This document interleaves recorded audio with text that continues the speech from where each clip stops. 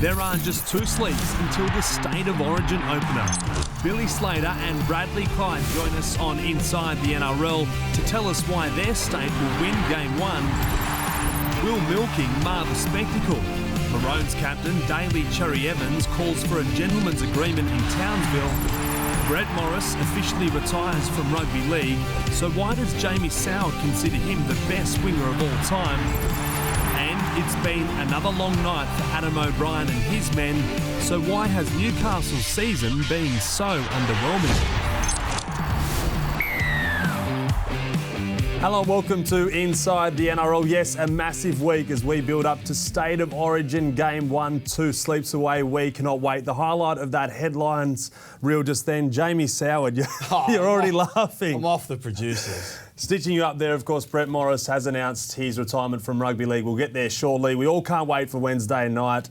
Michael Chammas from the Sydney Morning Herald. Jamie Soward, Blues 5/8 in the past and premiership winner. We love this time of year. Yeah, we certainly do, and it's the build-up now, and especially for New South Welshmen, knowing they have to go up there and win 2 games in Queensland, or the first 2 games, hopefully. It's always a big build-up. All right, it's time to find out what left egg on Michael and Jamie's face.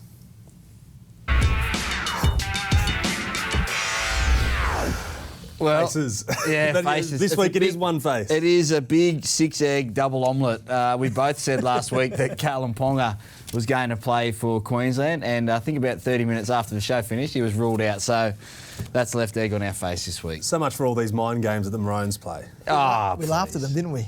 We're still laughing at them. Well, we are still laughing at them. Well, it is time to get stuck into our State of Origin 1 preview, given Wednesday night is the Origin opener in Townsville. Plenty of speculation around Dane Gagai. He's suffering from tonsillitis, whether he will or won't play. Michael Chammas, your ear's been to the ground. What are you hearing as the Maroons land on home soil up there? Well, our track record suggests we're going to get this horribly wrong anyway. So, no, look, Dane Gagai landed in Townsville with the Queensland team. He's feeling a little bit better than he had the last couple of days with tonsillitis. I don't think he's going to miss out on Origin. They haven't called in somebody for a backup player for Queensland. Can we stop giving it air? I'm just Seriously. saying, the question was asked. Dane Gagai's in Townsville. If it was anyone else, I'd go, they've got tonsillitis, a little bit of concern. Dane Gagai turns into Greg Inglis for Origin. He's that good in Origin. He'll be ready to go. He'll be one of their main strike weapons. All right, let's bring in a Maroon great to get his take on whether Dane Gagai will be fit or not. Billy Slater, thanks so much for joining us on Inside the NRL. No worries. Thanks for having me, guys. What a week it's going to be up there in Townsville. It's going to be an incredible atmosphere up there. I'm a North Queensland boy myself, so looking forward to the game being up there in far North Queensland. Is Dane Gagai going to be okay, Bill? I mean, you guys just find a way every single year to manipulate the media. You know, he's a bit sick. He's just under the weather. Is he going to be okay, mate? Is he going to be able to play? I know we joke about this all the time, and you know it's like, oh, another injury cloud for Queensland, another sickness, a virus has gone through the camp and all that sort of stuff. But at the end of the day, Dane Gagai has missed the last 2 sessions, which are the most important sessions of the week in preparation for an Origin game. The Friday session leading into the weekend, and then the Sunday session is usually the most important leading into going to Townsville. So there's obviously an issue up there with Dane Gagai that he's missed those 2 sessions. So, I'm not too sure what his health is like. The good thing about it is that he's not playing a key position. So that continuity within the team and how it's run is not going to be jeopardised. But certainly defensive structures with his winger and his half that defends inside him, it would have been great for Dane to be out there training, but he's an experienced player, and if he gets out on the field, we know how he performs at Origin level. Well, Billy, you've lost one already this week. We expect Val Holmes to wear the number 1 jersey on Wednesday night. Can you talk through Val Holmes' evolution as a fullback, mate? And are you confident in what he can do on the biggest arena, playing back at number 1?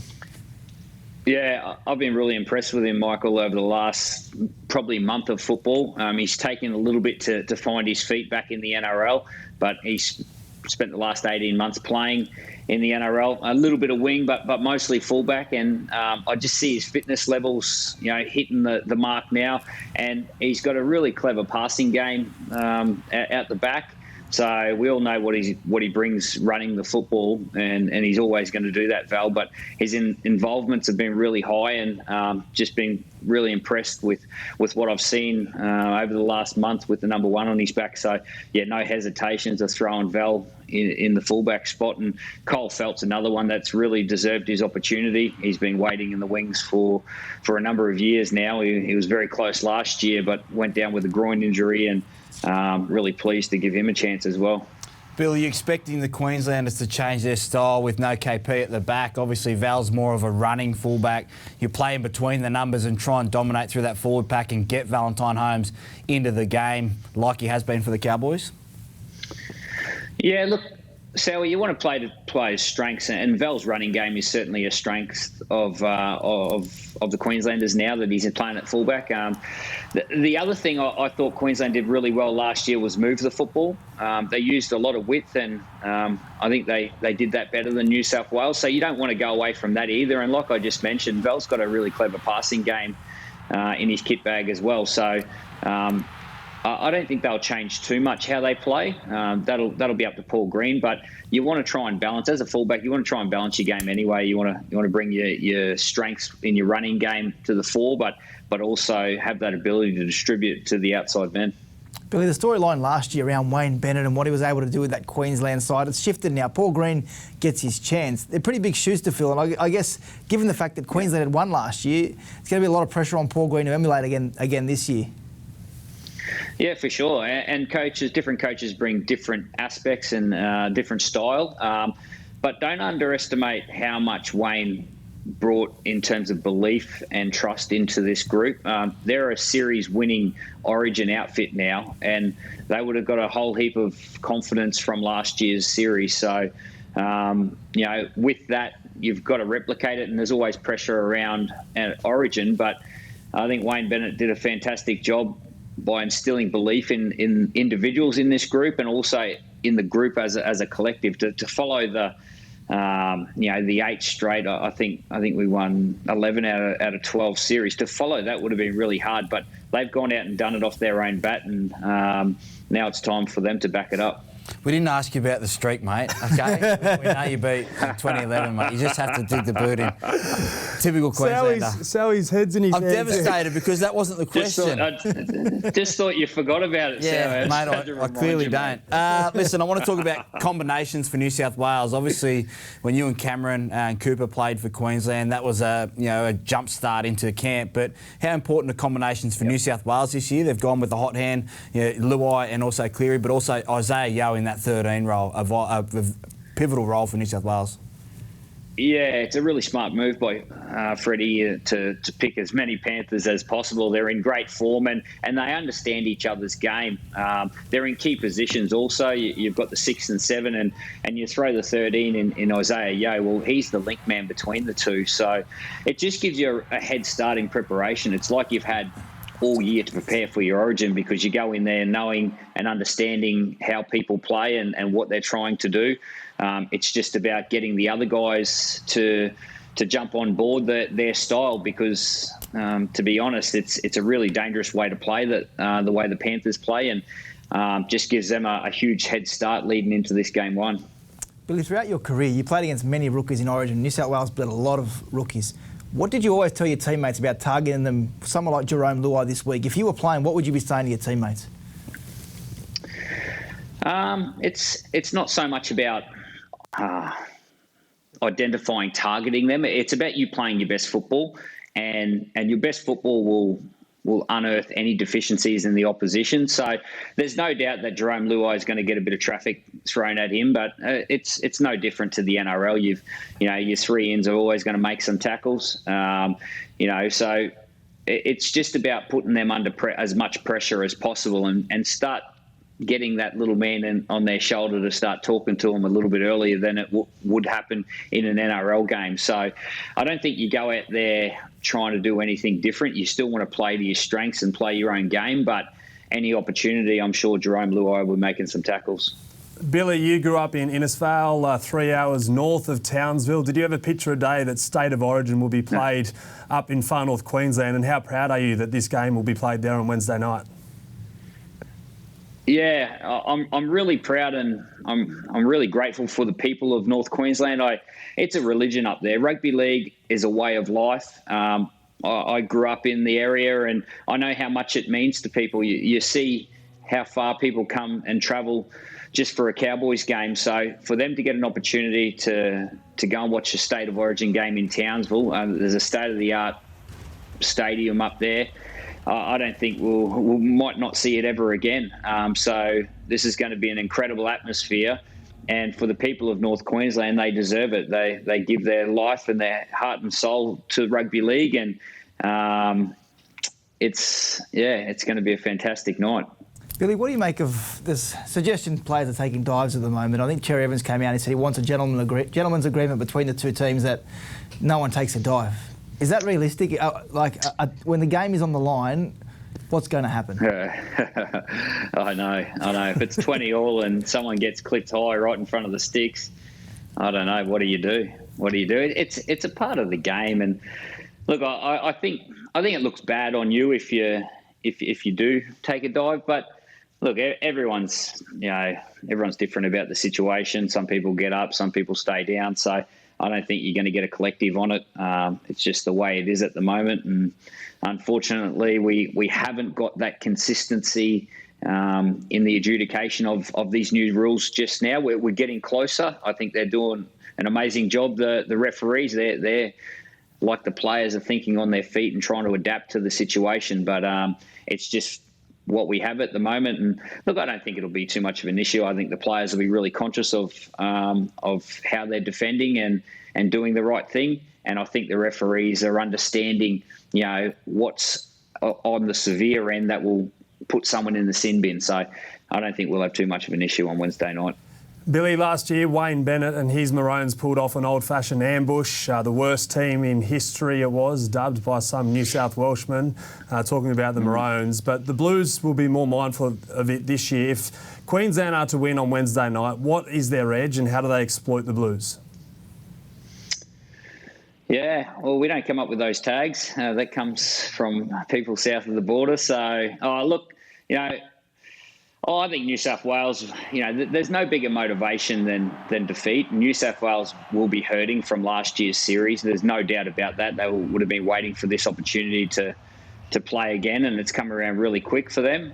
Look, if Queensland win, I think it's going to they're going to be really aggressive with their defence. They were like that last year, physical with their defence. But when they get the football, Queensland moved the football really well, and that pulled New South Wales apart. It probably surprised them a little bit. So now I think it'll be those tactics and, just execution. You don't get too many opportunities at Origin level. And, when you get them, you want to ice the game.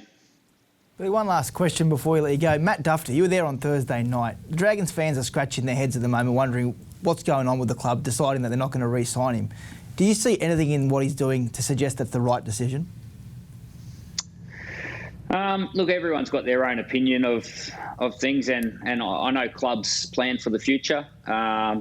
Look, I wouldn't be too disheartened if I was Matt Dufty. He's playing really good football. He scored 2 tries on the weekend, set up 5, and I've been really impressed with his game. He's going to find another club. He's got a future in the game. He's going to find another club, and it might be the best move that he's ever made. So he might go to somewhere that he plays even better football and he develops himself even further. So, look, if that's the way the Dragons are going, I don't know what their plans are moving forward. I don't see a better option at the Dragons in terms of their number 1 at the moment. But, they've obviously got a plan moving forward. There's a member of the Dragon staff on your panel that might know a little bit more than me. But, look, everyone's got their own opinions of things and their own way of doing things. It might be the best decision the Dragons ever make. We're looking back in 3 or 4 years' time. So, it's really hard to sort of look in hindsight. But he's a great player, Matt Dufty. He's probably in the top 5 fullbacks in the NRL. And like I said, he's going to find himself a home somewhere, and someone will be looking for a fullback, that's for sure. Well, Billy, we'll get Sowie's opinion on that a little bit later on in Hit or Miss. But as always, thank you so much for joining us on Inside the NRL. Thanks, and best Bill. of luck to your state on Wednesday night. No luck needed, guys. A confident Queenslander, as always. Remember, you can watch Origin 1 live and exclusive on Channel 9. It's the only place you can watch the game unless you're there. So that's Billy, all the other confident Queenslanders and the gang. But there are still some tickets if you want to head along to Queensland Country Bank Stadium. More tickets will be released at 2 p.m. tomorrow. So the first lot or second lot winners like hotcakes. Make sure you get your tickets at nrl.com/tickets. All right, it's now time to talk all things New South Wales with the Blues great, Bradley Clyde. Thanks so much for joining us on Inside the NRL. Thanks for the invitation. Now, it's been 32 years since you made your Origin debut. You made it at lock. Isaiah Yeo played one game last year, but he starts for the first time in the Origin arena. What do you like about the Blues number 13? The fact that he's got plenty of experience. He's a mature player. He's from the country. He's a grounded player. He's had to earn his stripes after quite a few years in the NRL. He's found himself in a winning team, and they certainly are doing that well. So he's more than earned his stripes now. He's playing the best football that he's played, but it's no coincidence that he's developed a lot of cohesion with his teammates, and they're playing for one another, and I really enjoy watching them play their football. So I imagine that they're enjoying playing their football with each other. Brad, New South Wales have gone with 3 lock forwards in their team, Isaiah Yeo, Cameron Murray and Jake Trbojevic. What does that say about the way Freddie is planning to play on Wednesday night? Well, there can never be too many lock forwards on the footy field. The more you pick, the better. Look, I think that there'll be some ball movement. I think it's healthy to have your forward take the ball to the line with options, and with those lock forwards, they can all use the football. And I think we sort of fell into that trap last year that we probably didn't move the ball enough, and where Queensland did. So I would think that would be a part of the strategy. Brad, you spoke about the cohesiveness of the Penrith Panthers. What was that like going into Origin camp, knowing that you had Ricky Stewart and Laurie Daly? Did that help you in your preparation to play the Queenslanders?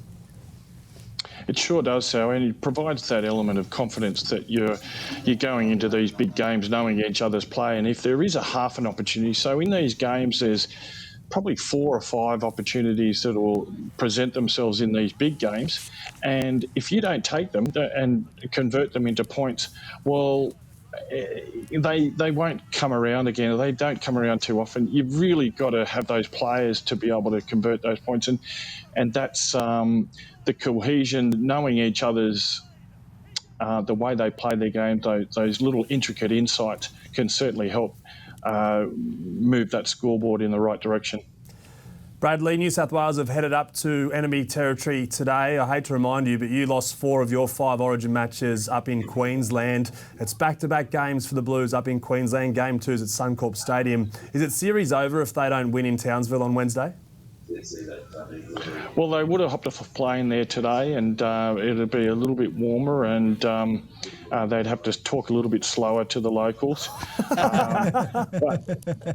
I think that I obviously, in theory, the series is still well alive if they don't win. But I would think it's very desperate for them to turn things around immediately after last year. I think that it's been a long year waiting, and I heard Billy Slater speak about the hurt. It couldn't have come around quick enough for these guys to be tortured by that series loss last year. So, look, if you need any motivation, just watch that series.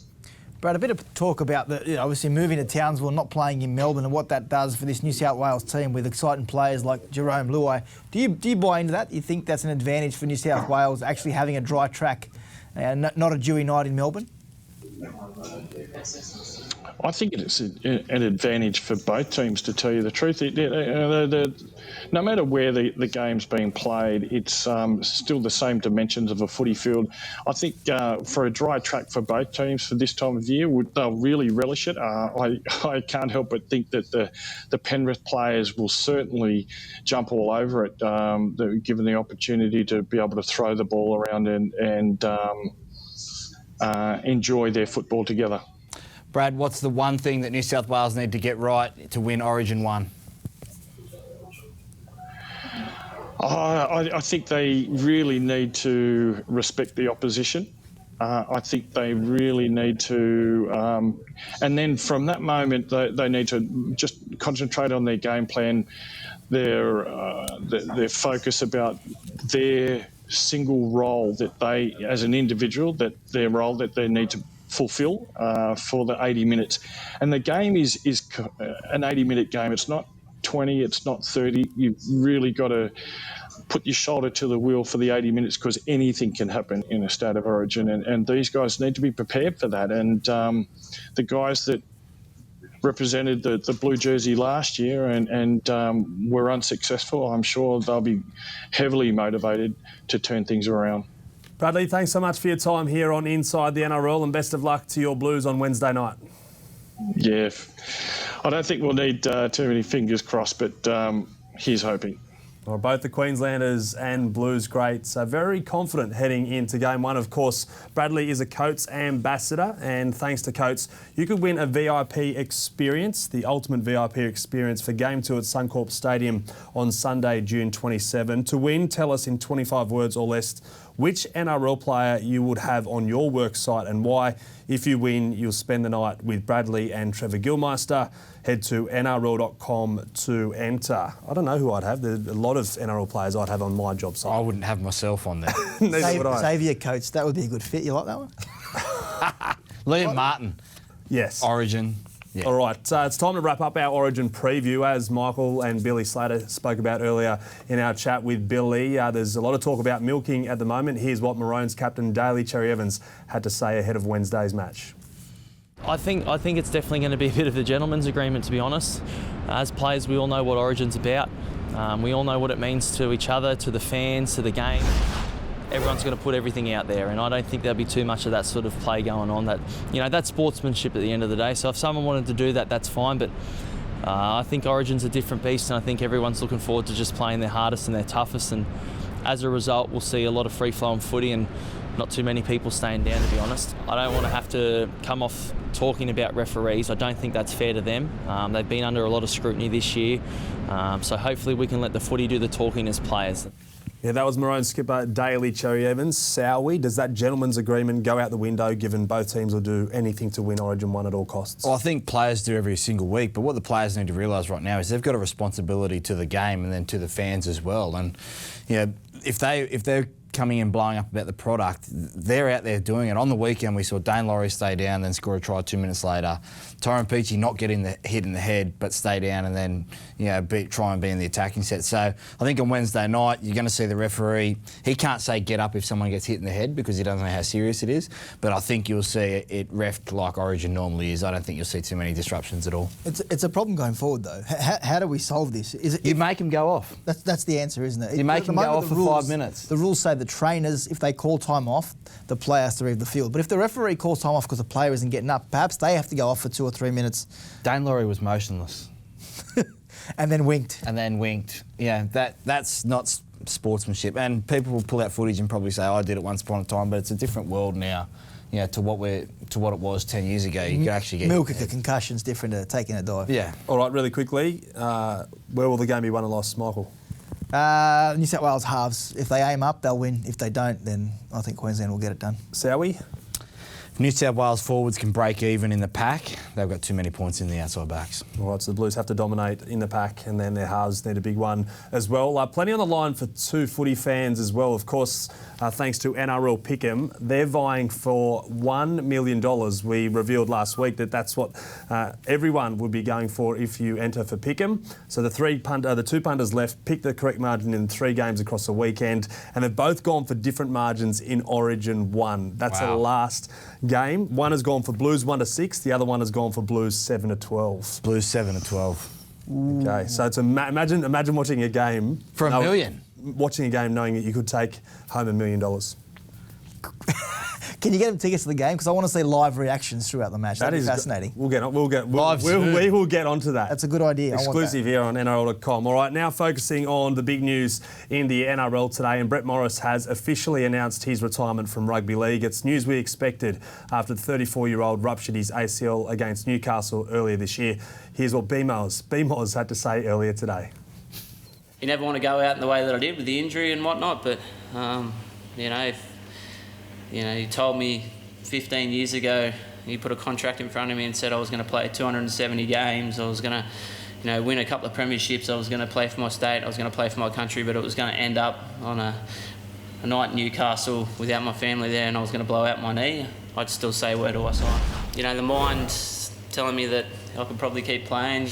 I think the knee blowing out was my body's way of saying, all right, champ, you've had a good run. It's enough's enough. We can't replace what Brett's done on the field over 270 games and 16 seasons, but it was a blessing to have him play at this club for 3 years and to see the way that he played, and he can continue to pass that on.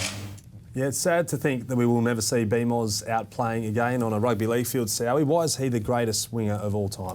Oh, just the way he competed, the way he finished tries. It was to think, people don't realise he actually started 09 when Wayne came to the club in reserve grade and worked his way back in after Dell got injured and came back in and scored 45 tries, I think, in 2 years. But just his competitiveness, he's one of those guys you love in the locker room.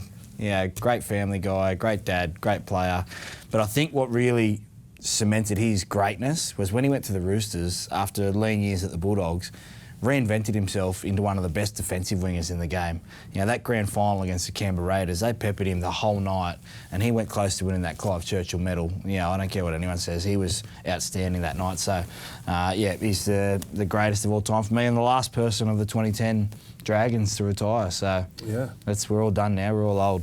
Michael, what does Brett's retirement mean for his brother Josh and his plans for next year?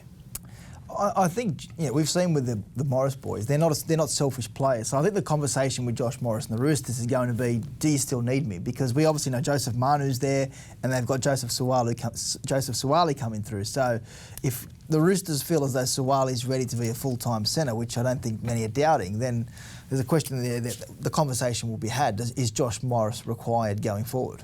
Sowie, does he play on? He'll play on. All right. It's time for this week's Casualty Award, brought to you by Chemist Warehouse. And unfortunately, Eels hooker Reid Marnie has been ruled out of Origin 1. Of course, he was only 19th man, but he injured his shoulder against the Knights yesterday, which impacts his club and rep ambitions. Brad Arthur said he will be sidelined for a couple of weeks. The Broncos, meanwhile, have confirmed Anthony Milford requires surgery to repair meniscus damage in his knee. He'll miss 4 to 5 weeks. In better news, Kobe Hetherington's sprained foot isn't as bad as first feared, and he's in line to face the Raiders. Stormback rower Kenny Bromwich is set to miss a fortnight with a rib injury. Moses Mbai and Thomas McKaylee will both have to overcome knee injuries to take on the Eels on Sunday. Dragons forward Puasa Farmasili failed a HIA and will need to get through the relevant tests to ensure that he's right to play this week. And in some big news for the Roosters, Trent Robinson has indicated Boyd Cordner is nearing a return. The Tricolour skipper is set to make his NRL comeback around the round 18, round 19 mark. All right, it's now time for Hit or Miss. It's been a topic ever since they beat the Broncos. The Dragons should backflip on their decision to not re-sign Matt Dufty beyond this year. Michael, I'll go to you first. I want to say hit, but I just feel as though the Dragons have jumped the gun. I don't think they've made the decision. I'm not saying it's the wrong decision. I think they've made it too soon. I think the jury's still out on Cody Ramsey whether he's going to be a number one. Now, if Cody Ramsey isn't the man there and he shows that he's not ready to be fullback, then I don't know why the Dragons are releasing Matt Dufty, because they didn't make a play for Nico Hines in the end. They looked at it, but they never made a formal offer. If they had Nico Hines in the works, then I could understand, but it's a lot of pressure on Cody Ramsey, especially if a lot of people out there saying that he's not quite ready to be the number one. Sowie? My bottom's sore. I'm going to sit on the fence here. Look, I think that Matt, the way that Matt played the other day shows that he's got an X factor, and I don't think you're listening to Billy Slater, the greatest fullback of all time, talk about he won't have a problem finding a club. I'm not privy to those discussions, but what I do know is that for Matt to be a top-line fullback in the NRL, he's going to have to keep working at his game, and I think that on the weekend is one of the best attacking games that we've seen, but defensively still needs to aim to get up with those top ones, because the best fullbacks in the game stop tries more than they set them up. So I don't know what's going on behind the scenes, but I'll sit on the fence. Arguably the best ever fullback, Billy Slater, said he's in the top 5 in-form fullbacks in the game. No, I would respectfully disagree. With those other guys, you think of Tom, Turbo, Teddy, Latrell, RTS, Walsh. There's some guys out there that are in form. All right, State of Origin needs to be kept separate to the NRL season, so that's either standalone throughout the year or at the end of the year. Sowie. Hit standalone through the middle. With no disrespect to the Tigers, but you can't have that happen in our middle of our year. The Panthers have worked so hard to get themselves a start in this competition, to go back to the finals, to go back and redeem themselves, and they're penalised for getting players in the Origin arena. We did it in 2011. We went into Origin first, had 8 players involved in Origin, come out 5th. There's no reward for that. And if you have 3 weeks off, then you get a chance to be able to have the best product on the field as a run into the finals. There's no leg ups in this competition. Why should the teams that struggle at the start of the year get the teams? And we did it at the Dragons when we played Melbourne. When you knew you weren't a top 4 side, you wanted Melbourne in the Origin because you knew you're going to win. Or you had a very good chance of beating Melbourne, whereas if they were full strength, you wouldn't have been able to beat them. Yeah, the NRL will argue it's a natural leveller. It gives the teams at the bottom a chance. But why do they get a chance? If they're not good enough to beat them full strength, why do they get a chance? I take your point. And this is what you said about Penrith and the Tigers. Penrith have won like 30 of 31 games. I went back and looked at that. No team since 1925 has had a better record. South Sydney 1925. To be able to, in 31 games, win 30 of them, only one team in 100 years has done that. We were talking about greatness with the Panthers and what they've been able to do. And unfortunately, Origins has cruelled their chances of going on to eclipse that record. So it's a hit for you? I don't know what I said. So it should have been separate? Is it middle of the year? Oh, yeah, middle of the year. Can't be, we learnt last year, it can't be at the end. So separate, standalone, mid-year? Yes. All right, let's take a look at how the ladder looks heading into the back end of 2021. Panthers, Storm, Eels and Rabbitohs are out in the top 4. But let's focus on 5th to 14th. 2 wins separate 6th to 14th. Remarkable, really, Sowie, that it's so close in that area of the table. So the top 8 is signed, sealed and delivered. Miss for me. There's a couple of big weeks coming up. I mean, I'd like to say the Dragons are going to stay there. They're going to have to perform against some teams, that they should beat. Cowboys, but there's some games coming up that are going to favour some of those teams. So I think, a team like the Cronulla Sharks, they get Penrith off the back of Origin. Can they go on a little bit of a run? The Warriors tend to lose close games, so they're going to be able to score points, whether they can leapfrog. But the worrying thing for those teams is, apart from the Cowboys, their for and against is starting to get worse. And with the game opening up more, Chammas, in terms of points, it's going to be hard to overturn a deficit like that. Yeah, I'm with you, Sal. It's a miss for me. The Knights, Pearce and Ponga back could go on a run. Raiders, it just could click for them overnight. So who comes in? So if it's a miss, who definitively? To be honest with you, 13 and 14. With Pearce back in the next couple of weeks, Raiders, if they find a gear, I could see 13 and 14. They're 2 points outside the 8. The for and against the Knights is diabolical, but I could see those two, if it comes together, going on a run. Sowie, you're shaking your head. Who comes in if it's a miss for you? I think the Sharks might be able to do something. All right, time to move on. Tim Sheens will help the West Tigers return to finals by 2022. That's next year. Miss. Yeah, I would be interested to see what Tim Sheen's role is. I think when you bring back successful people to the club, they're always there in a positive light. But if they would need to see what I saw on Friday night, I haven't seen for a long time, and I need to be able to see it week to week before I start saying they're going to make the 8. It's a miss for me. I think Tim Sheen's were. Part of the reason is optics, but also recruitment. Hopefully, there's no doubt a problem there. They haven't been able to land a big fish for a while now, and hopefully someone of Tim Sheens' ilk in the game will help that. So, for me, it's a miss. I don't think the Tigers have recruited well enough yet to suggest they'll play finals football, and I don't think Tim Sheens has got many options left heading into 22. All right, injuries are not to blame for Newcastle's underwhelming 2021 season. They are not to blame. So it's more than injuries. Yes, hit. Hit. Look, the Knights just haven't been good enough. Yeah, on the weekend, Old Boys Day, I get it, they're under strength, they're missing some players, and they come up against a Parramatta side that really had to try and get back in that winner's circle. But I watched the Knights play, and this is frustrating across the board from the bottom 10 teams. I watched the Knights play in Wagga against Canberra and came back from 16-0 down, and it was one of the best wins I've seen the Knights have in terms of hanging in there, grittiness and toughness.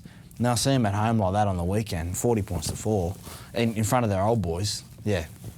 Well, it's a miss for me. I think if Kalen and Pearce play, they're a better team than what they are. They're probably in the 8 right now. I will say that having them not there has highlighted a real problem. Kalen and Pearce have them, they're in the 8. But they're 2 points outside right now. They can't win one more game. Nah.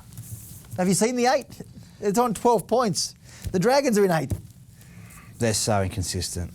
All right, Michael Chammas has become the third fastest player to score 50 tries in NRL history. The other two, Suliasi Vunivalu and Semi Radradra, did it in 53 and 52 games respectively. Sivo did it in 59. The highest all-time by a Fijian is Aquila the Thriller Uarte. He has 129. So, with Michael Sivo scoring 50 in 59 games, he will be the most prolific Fijian try scorer the game has ever seen. Sowie. Miss. I'm with you, Chocky. Chocky Uarte, he was a wrecking ball for a couple of years. 129. He's still got it. What's he got to get? 79 80 tries. Yeah, 80 tries. Nah. That's 4 I'm years. with Chocky. That's 4 years. I'm gonna back him in here. I think Parramatta are going to go on a run where you'll see the wingers score 20 tries a year. 20 tries a week. 20 tries a year for the next 4 years. Mike Sivo. I mean, I'm backing him. He's 27, turns 28 in October. He's signed until the end of 2023. Exactly. I knew I'd have some ammo on you Kidding, there. I'm backing him. Because I thought he was younger. Yeah. Yeah, I did think he was young. He started late. All right, it's time now for Champ and Chump. But, of course, before I took this segment over this year, it was Champ or Chump. So let's go old school and determine whether someone is a champ or a chump. Okay. And we're going to the Challenge Cup semi-final. Yes. Have you seen this? St Helens against Hull FC. Sadly, Josh Griffin goes down with a ruptured Achilles, and Theo Fages picks the ball up and goes, "Thank you, I'm going to score a try here." Yeah, Theo Fages, a chump. His old mate's torn his Achilles in a semi-final there. Congratulations to St Helens, but yeah, chump for me. Yeah.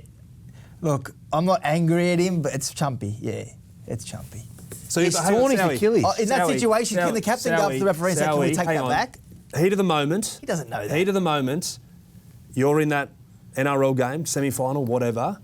Ball's dropped. Mate, you play the how many times do you see players go down around them and players stop and don't go in and finish the tackle because they've done their knee, if they've done I up? remember Brett Morris did it one year playing for the Dragons, and Justin Hodges gave him a... Pick the ball up? No, he smashed him. Yeah, well, there you Well, go.